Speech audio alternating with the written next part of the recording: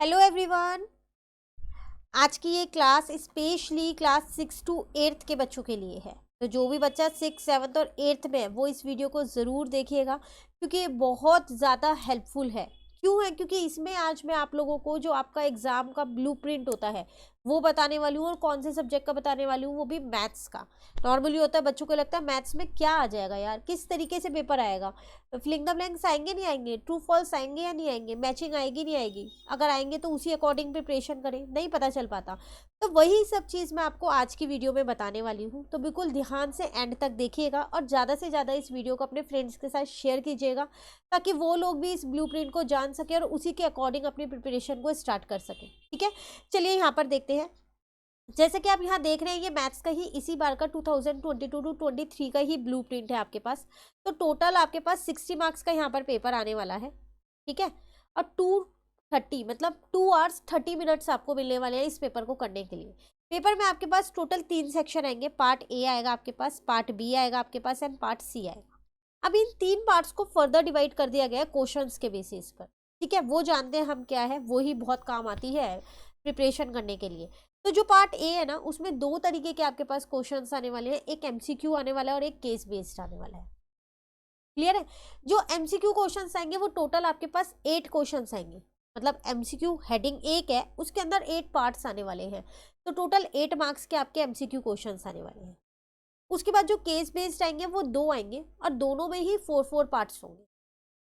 ठीक है, 4 parts each है दोनों में। 2 केस स्टडी क्वेश्चंस आने वाले हैं। तो टोटल 16 मार्क्स आपके इन 2 क्वेश्चंस के हो जाएंगे, मतलब एक जो है वो 8 मार्क्स का है।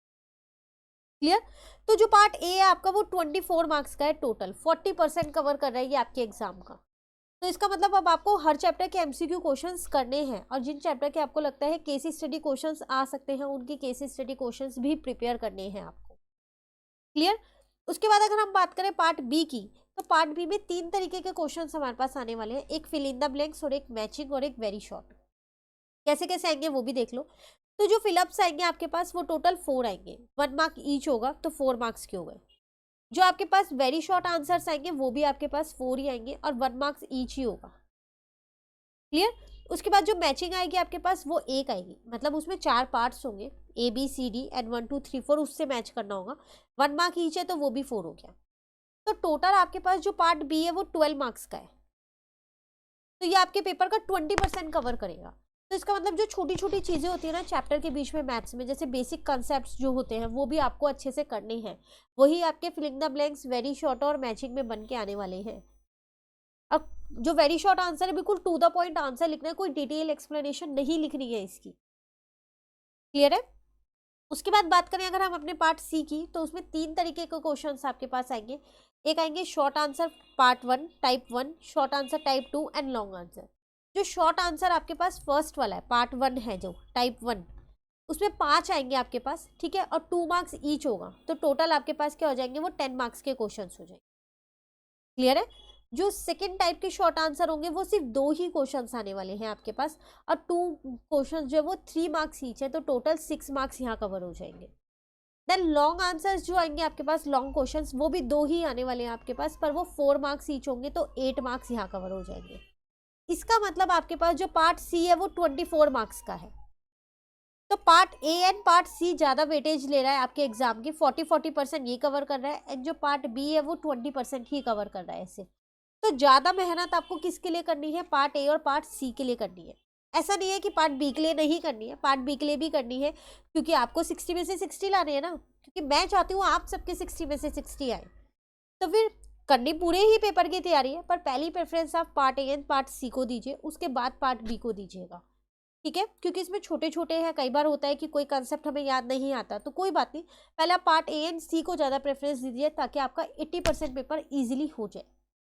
क्लियर है? तो टोटल क्वेश्चंस पता चल गए आपको। मैथ्स में 18 क्वेश्चंस आपके पास आने वाले हैं, 60 मार्क्स का पेपर आने वाला है। इसके साथ साथ एक और इन्फॉर्मेशन यहाँ पर लिखी हुई है, 4 MCQ and 1 case based question will be from previous class as mentioned in DOE syllabus. कह रहे जो 4 MCQ होंगे, पार्ट ए में था जो ये वाला, 4 MCQ और एक केस बेस्ड जो है वो आपके प्रीवियस क्लास पे बेस्ड होगा। तो इसका मतलब आपको प्रीवियस क्लास के कंसेप्ट भी क्लियर होने चाहिए। मतलब अगर आप 8th क्लास के स्टूडेंट हो तो इसमें आपको 4 MCQ और एक केस बेस्ड 7th क्लास के बेसिस पे मिलेगा मैथ्स का। चेक करने के लिए कि आपको पीछे का कितना याद है, ठीक है। और अगर आप 7th के हो तो 6 का, 6 के हो तो 5th का, तो वो आपके पास सिलेबस में मेंशन है। आप अपनी टीचर से पूछिएगा, वो आपको प्रॉपरली बताएंगे कि कौन से चैप्टर से रिलेटेड आ सकता है, ताकि आप वो चैप्टर प्रीवियस क्लास का अच्छे से प्रिपेयर कर सकें। कहीं भी कोई भी दिक्कत लगती है ना, तो आप मुझसे कमेंट करके पूछ सकते हैं, मैं आपको बिल्कुल बताऊंगी कि किस तरीके से करना है, ठीक है। उम्मीद करती हूँ आपको ये ब्लूप्रिंट अच्छे से समझ में आ गया होगा। अब इसी अकॉर्डिंग आप अपने एग्जाम की तैयारी शुरू कर दीजिए, क्योंकि अब बहुत कम टाइम बचा है, आने ही वाले हैं एग्जाम, ठीक है। तो ब्लूप्रिंट एक बार देख लो, उसके बाद अच्छे से समझ लो क्या है, और उसी अकॉर्डिंग अपनी प्रिपरेशन करो, चैप्टर्स को उसी अकॉर्डिंग आप प्रिपेयर करो। और सब्जेक्ट्स की भी ब्लूप्रिंट है, धीरे धीरे करके आपको सारे सब्जेक्ट्स की वीडियो मिल जाएगी। कमेंट करके मुझे ज़रूर बता दीजिएगा कि पहले आपको कौन से सब्जेक्ट की वीडियो चाहिए मैथ्स के बाद, क्योंकि मैथ्स तो मैं ऑलरेडी आपको अब दे चुकी हूँ, ठीक है। तो all the best for your exam, अच्छे से प्रिपरेशन करना और अच्छे से ही एग्ज़ाम दे के आना। Thank you.